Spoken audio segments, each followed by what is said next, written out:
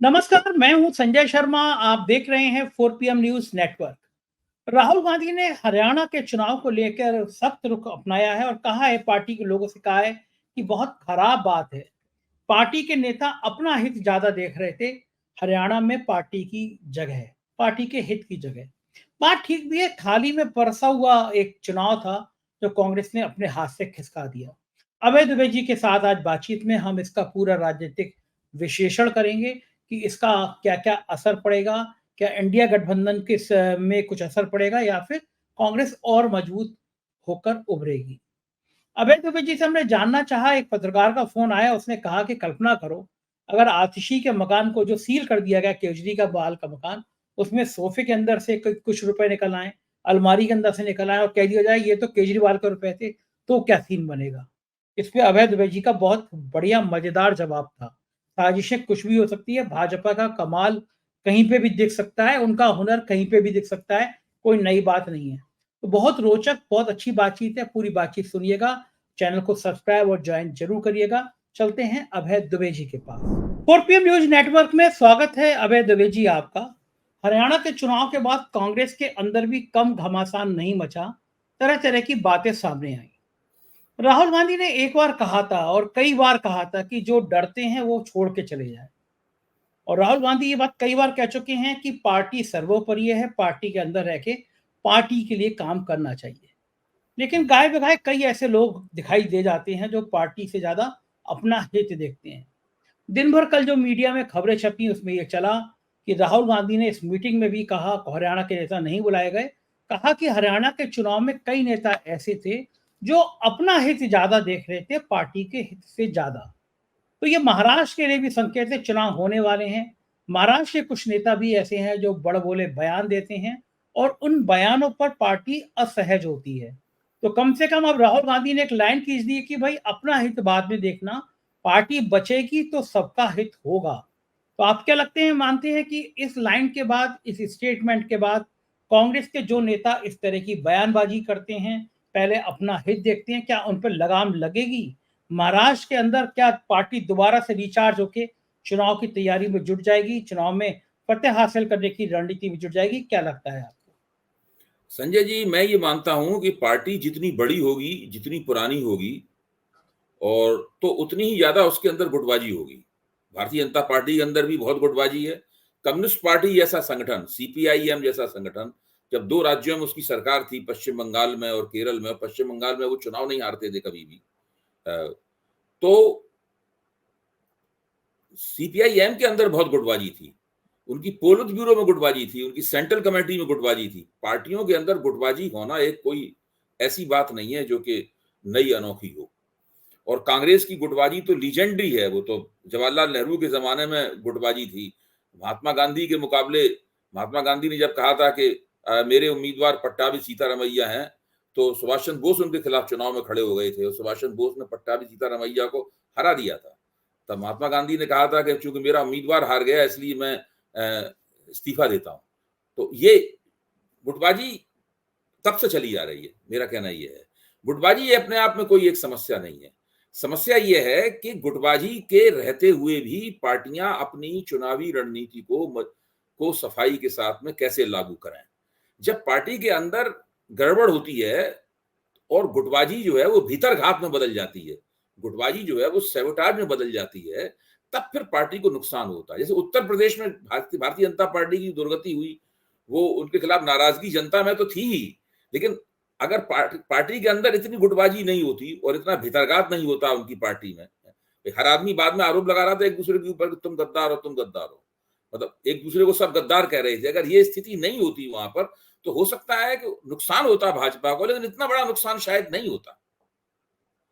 हमेशा ही जब गुटबाजी भीतरघात में बदल जाती है, जब फैक्शनलिज्म जो है वो सैबोटाज में बदल जाता है, तो फिर बहुत नुकसान होता है। हरियाणा, जब कर्नाटक में भाजपा कांग्रेस ने चुनाव जीता था, तब क्या कर्नाटक में गुटबाजी नहीं थी? खूब थी। कर्नाटक में, हाँ, कर्नाटक में सिद्धरमैया जो इस वक्त मुख्यमंत्री हैं और डीके शिव कुमार जो उप मुख्यमंत्री हैं, दोनों एक दूसरे से बात नहीं करते थे। हम्म, हम्म। इतनी गुटबाजी थी और डीके शिव कुमार मानते थे कि सिद्धरमैया को तो मुख्यमंत्री किसी कीमत पर नहीं बनाया जाना चाहिए, वो खुद मुख्यमंत्री पद के दावेदार थे। और चुनाव जीतने के बाद भी उनका कहना ये था कि हम 1-2 महीने से नहीं सोए हैं, ये उनका कहना था। चुनावी मुहिम, चुनाव ठीक चलाने के लिए 2 महीने से मैं सोया नहीं हूं, तो मुझे ही मुख्यमंत्री बनना चाहिए, ये स्थिति थी। लेकिन आला कमान उन दोनों को ये समझाने में कामयाब रहा और उन दोनों की समझ में भी आ गई कि भाजपा के खिलाफ काफी एंटी इनकम्बेंसी है कर्नाटक में, ये एक भ्रष्ट सरकार है। अगर हम प्रचार करेंगे एकता बद्ध होकर की भ्रष्ट सरकार है, तो जनता की फौरन समझ में आ जाएगा। इसलिए उन्होंने 40% सरकारा का प्रचार किया और देखते देखते पत्ता पत्ता बूटा बूटा कर्नाटक का जो है वो भाजपा के खिलाफ हो गया। तो अब उन्होंने कहा ठीक है, हम चुनाव जीत लेते हैं, बाद में हम निपटेंगे, अपने आपस में निपटेंगे।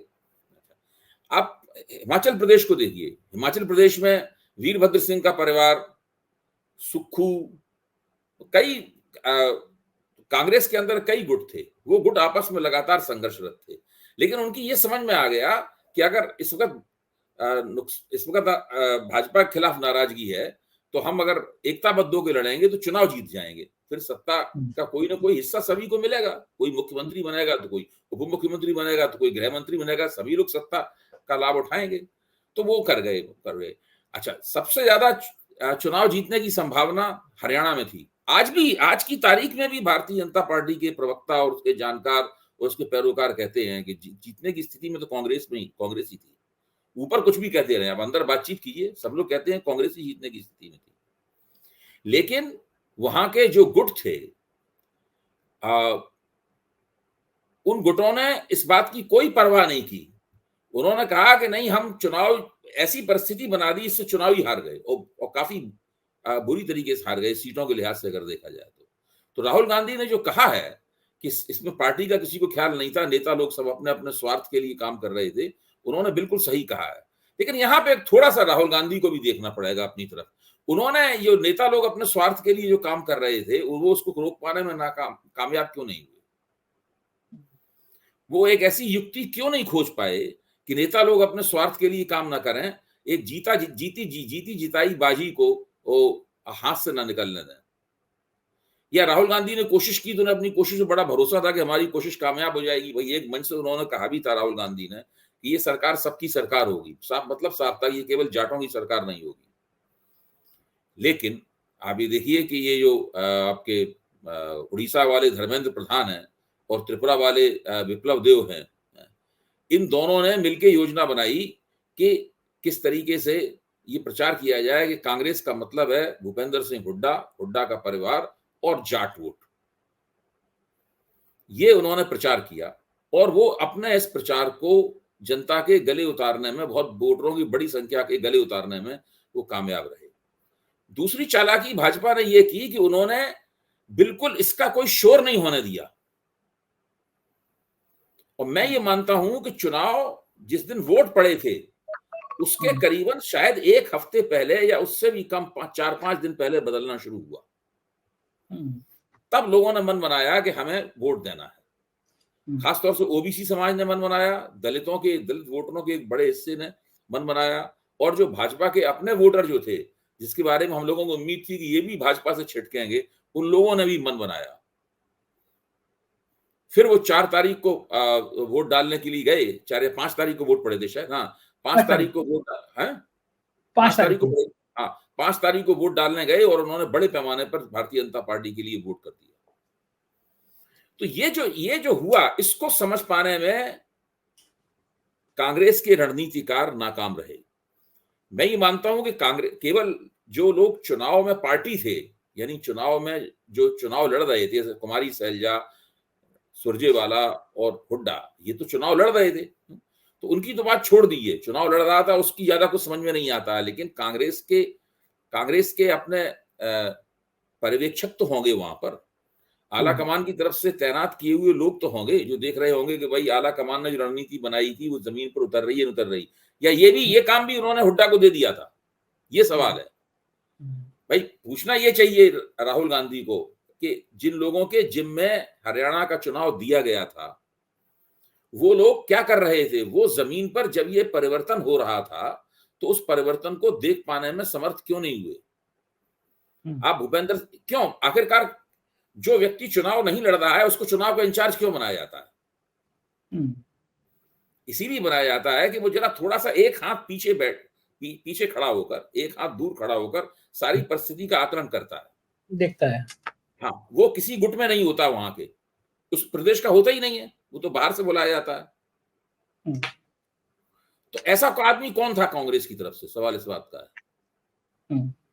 जिस तरीके से धर्मेंद्र प्रधान और विप्लव देव जो भूमिका भाजपा की तरफ से निभा रहे थे, कांग्रेस की तरफ से वो वाली भूमिका कौन निभा रहा था? सवाल ये है, उसका गिरेबान पकड़ के पूछा जाना चाहिए कि भैया तूने क्यों नहीं देखा, ये जो परिवर्तन हुआ, तूने चेतावनी क्यों नहीं दी कि ये गड़बड़ हो रहा है, ये पूरा जाट बनाम गैर जाट हुआ जा रहा है, ये देख पाने में वो व्यक्ति नाकाम क्यों रहा? क्योंकि वही व्यक्ति तो राहुल गांधी को बताता कि ये हो रहा है।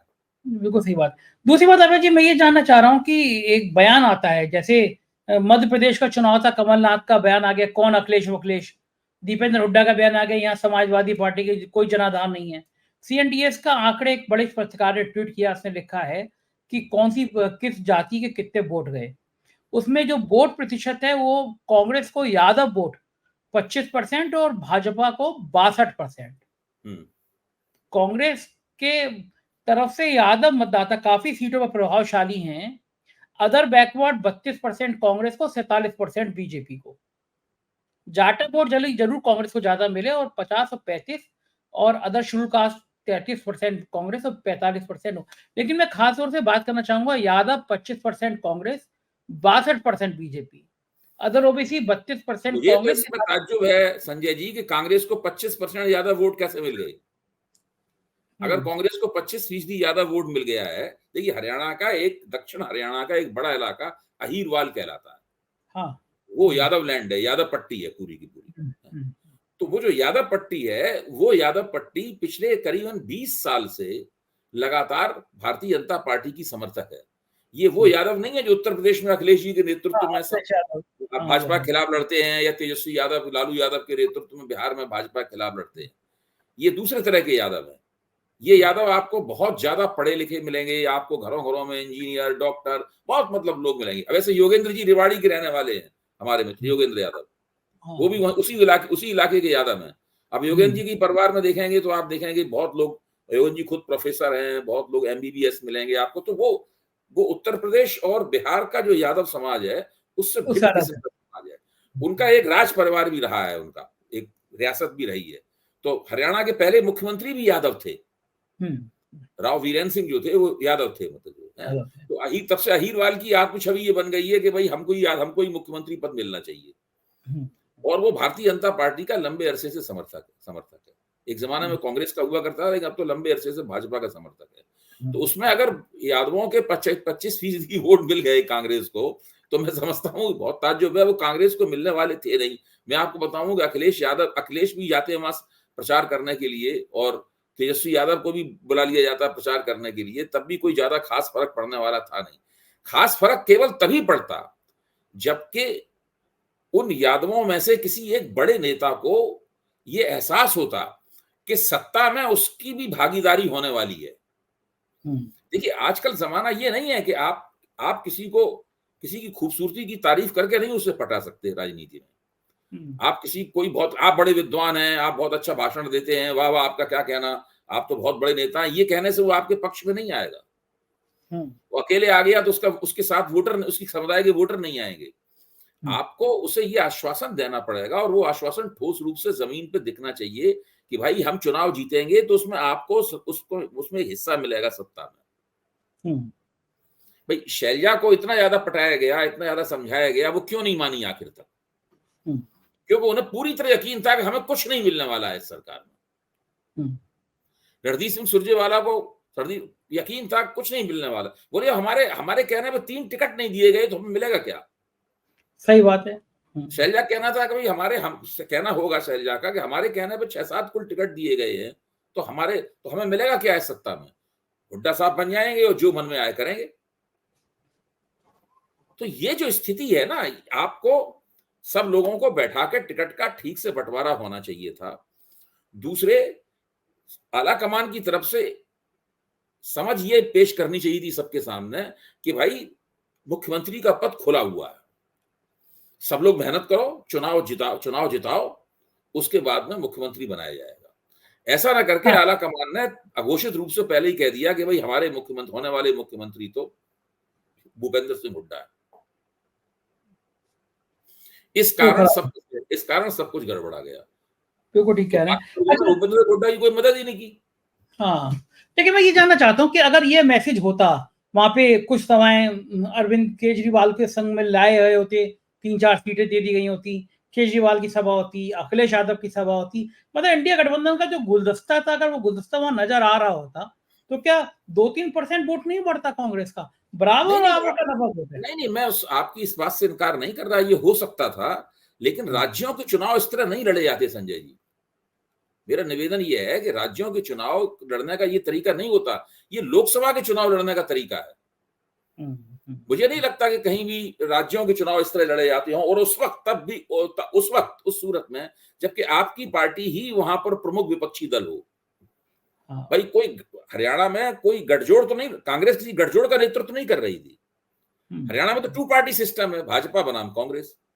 इस तरह मध्य प्रदेश में 2 पार्टी सिस्टम है, छत्तीसगढ़ में 2 पार्टी सिस्टम है, राजस्थान में 2 पार्टी सिस्टम है, उस तरीके से है। तो अच्छा, अगर यही मान लीजिए अगर यही होता है, तो आपको क्या लगता है दिल्ली में भाजपा का मुकाबला करने के लिए कांग्रेस और आम आदमी पार्टी को साथ आना चाहिए तो बीजेपी को परास्त कर सकते हैं, या कांग्रेस और आम आदमी पार्टी को अलग अलग लड़ना चाहिए तो बीजेपी को परास्त किया जा सकता है?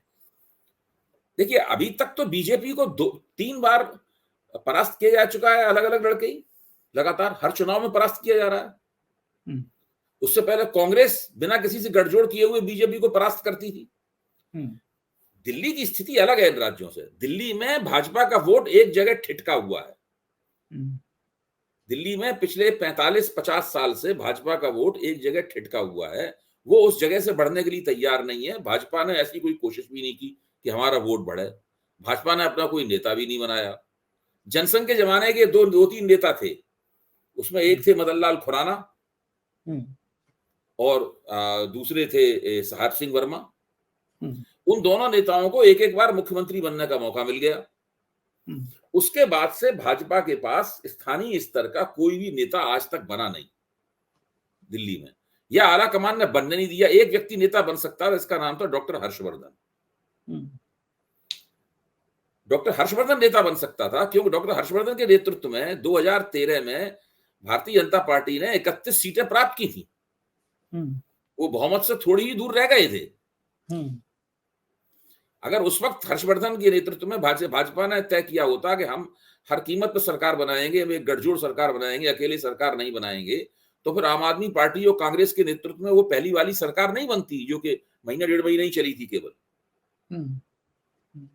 तो उसके बाद विधानसभा सस्पेंडेड एनिमेशन में चली गई। तो मेरा कहना यह है कि दिल्ली में तो मुझे नहीं लगता कि किसी भी तरीके से कोई पार्टी किसी से कोई गठजोड़ करेगी।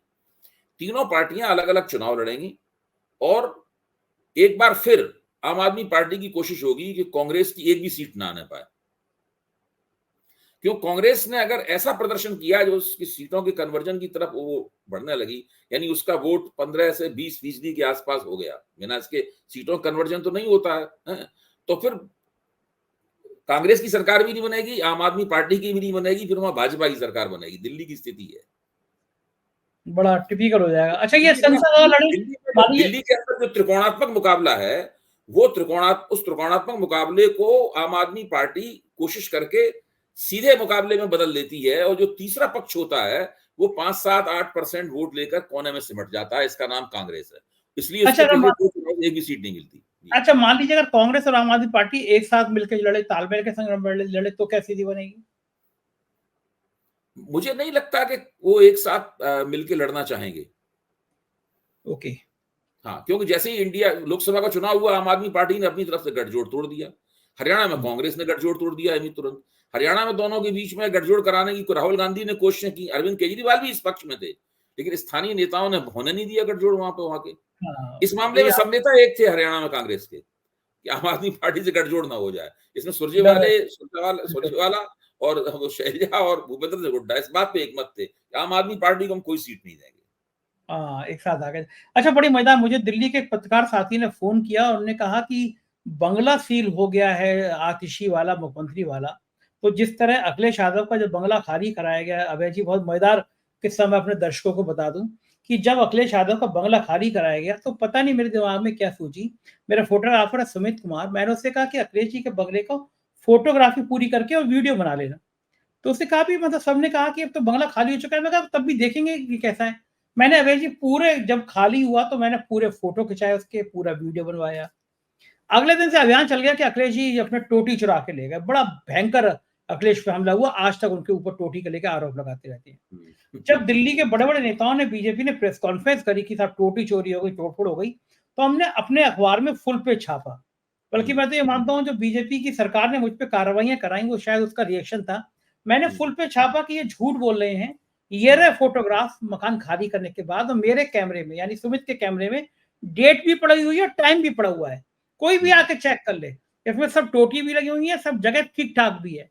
और जैसे ही मैंने छापी तो अखिलेश जी ने प्रेस कॉन्फ्रेंस करी, तमतमाए हुए थे। उन्होंने सुमित का नाम लिया और कहा कि वही शुक्रिया अदा करना चाहूँगा कम से कम। आज ये सच तो सामने आया और वो हमला उस समय खत्म हो गया। तो उन पत्रकार महोदय ने मुझे याद दिलाई कि जिस तरह अखिलेश यादव का बंगला खाली करने के बाद बीजेपी ने प्लानिंग के तहत तोड़फोड़ कराई, उन्होंने सीधा आरोप लगाया। जिस तरह तेजस्वी के बंगले को लेके आरोप लग रहे हैं, लगातार हो रहे हैं। बोले कहीं ऐसा ना हो कि बंगला सील हुआ है और 4 दिन बाद आतिशी का सोफे के अंदर से कुछ नोट निकल आए। किसी दीवार के अंदर से अलमारी के अंदर नोट निकल आए कि देखो बंगला इसीलिए खाली नहीं कर रहे थे कि नोट थे इसमें। क्या आपको लगता है इस तरह की भी कोई पिक्चर सामने आ सकती है जो मुझे बड़ा चौंका मैं उन भाई पत्रकार से। आप तो जो बात कह रहे हैं वो अगर ऐसा कुछ होता है तो वो तो बड़ा खौफनाक नजारा होगा। ना वो तो वो बहुत भयानक किस्म की साजिश होगी, बड़ी जबरदस्त कॉन्स्पिरेसी होगी अगर ऐसा कुछ होता है। क्योंकि आतिशी तो 2 दिन ही रही उस बंगले में केवल। नहीं तो आतिशी पे आरोप नहीं लगाएंगे ना, वो तो ये कहेंगे कि केजरीवाल की मिल्कियत थी है। वो जो सोफे के अंदर से कुछ निकलता है या केजरीवाल की मिल्कियत थी, लेकिन केजरीवाल तो बंगले अखबार तो टीवी पे आया था। केजरीवाल बंगले की चाबी जो है ना, जो बंगले का जो केयरटेकर या जो भी वहां पे सरकारी अमला था उसको सौंप के चले गए थे। हाँ, सही बात है। अगर नोट होता तो थोड़ी ना छोड़ के चले गए होते। वो नोट वहां छोड़ के क्यों जाएंगे केजरीवाल सही वहां बात पे? है। जो उनको क्या पता था कि आतिशी को बंगला मिलेगा, किसी और को मिलेगा। हाँ, नहीं ये तो बेकार की बात है। हालांकि होने के लिए राजनीति में कुछ भी हो सकता है, और जिस स्तर की आजकल राजनीति हो रही है, अब आप देखिए जो भी हो, भाजपा को पसंद हो पसंद ना पसंद हो, जो हमारे लेफ्टिनेंट गवर्नर साहब हैं उनको पसंद हो या ना पसंद हो, आतिशी एक चुनी हुई मुख्यमंत्री हैं। मुख्यमंत्री हैं। उनको मुख्यमंत्री पद की शपथ स्वयं लेफ्टिनेंट गवर्नर ने दिलाई है। उनके मुख्यमंत्री पद के ऊपर राष्ट्रपति की मोहर लगी हुई है। दिल्ली के मुख्यमंत्री कौन बनाएगा वो राष्ट्रपति उसको तय करते हैं, उनकी मोहर लग के दस्तखत होके आता है वहां से, राष्ट्रपति भवन से। तो भले ही हो सकता है, मुझे पता नहीं वस्तु स्थिति क्या है, हो सकता है कि अलॉटमेंट की कार्रवाई 100% पूरी ना हुई हो, उसके अंदर कोई एक आवंटन की कार्रवाई कुछ एक थोड़ी मोटी कसर रह गई हो, लेकिन वो एक मुख्यमंत्री है। वो बंगले में मान लीजिए चली गई थी है, तो इन लोगों को इतनी न तमीज है, न कोई शिष्टता है, न कोई किसी किस्म की उदारता है, कुछ नहीं है। वो ये दिखाना चाहते हैं कि आप सरकार नहीं है। आप भले ही चुनाव जीत गए हो, लेकिन आप सरकार नहीं है। आपकी ये औकात भी नहीं है कि आप मुख्यमंत्री बंगले में रह सके। ये दिखाना चाहते हैं, इसलिए ये सब किया गया। कैसे विपक्ष को ज्यादा से ज्यादा अपमानित किया जाए, कैसे विपक्ष को लगातार नीचा दिखाया जाए, विपक्ष को जेर किया जाए, उसका मनोबल तोड़ा जाए, ये दिखाना चाहते हैं। इसलिए हुआ है सब कुछ ये। वरना आराम से पीडब्ल्यूडी का विभाग आतिशी के ही अधीन है। चूंकि वो अफसर जानते हैं कि ये मुझे बर्खास्त नहीं कर सकती, क्योंकि सर्विस डिपार्टमेंट उसके पास है नहीं। सर्विस डिपार्टमेंट केंद्र सरकार ने एलजी के हाथों में थमा दिया है। इसलिए उन अफसरों की आप हेकड़ी देखिए। उन अफसरों ने अपने ही मंत्री और जो कि मुख्यमंत्री भी है उसका सामान टेम्पो में और उनमें लाद के बाहर कर दिया।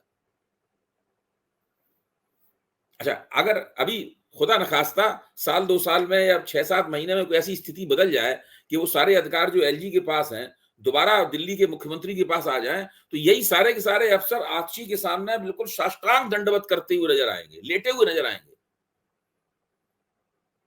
तो आतिशी अगर कहेगी तो आप और 2 घंटे और लेटे रहो, तो 2 घंटे लेटे रहेंगे वो।